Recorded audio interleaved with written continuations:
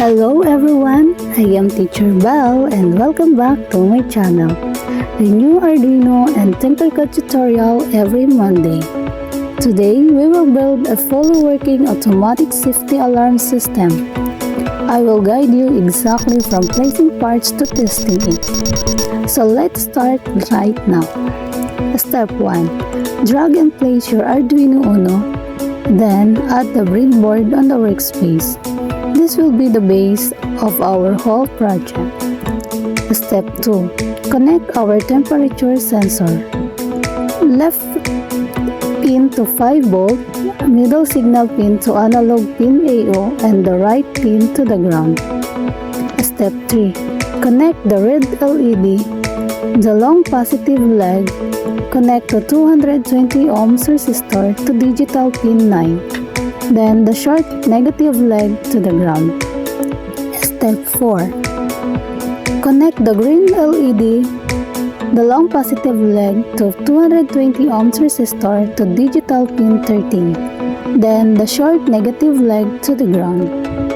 Step 5. Connect the buzzer.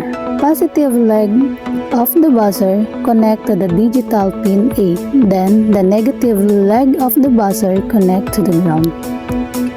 Step 6. Connect our 16x2 LCD display. Pin 1 to the ground, the pin 2 to the 5 volts, pin 3 or the contrast connect to the ground. Then the pin 4 or the RS connect to the pin 12. Then the pin 5 or the RW connect to the ground, and pin 6 or the letter A is connect to the pin 11. Pin 11 to 14 or the DB4 to DB7 connect to the Arduino pins 5, 4, 3, and 2.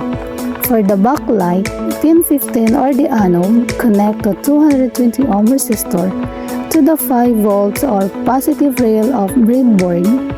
Then the pin 16 or the cathode connect to the ground. Step 7. Click the Code tab. Switch from blocks to text mode.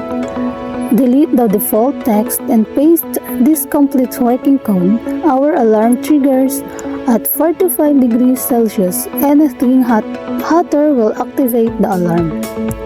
Step 8. Click Start Simulation.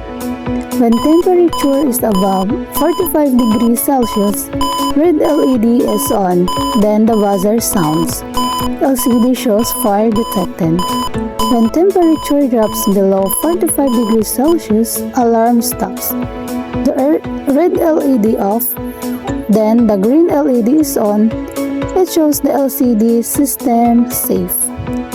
So everything works exactly as we built in. That's it, the full step-by-step tutorial. Simple, clear, and fully functional. New projects every Monday. Save this video, try it yourself, and subscribe for more easy Arduino guides. See you next week.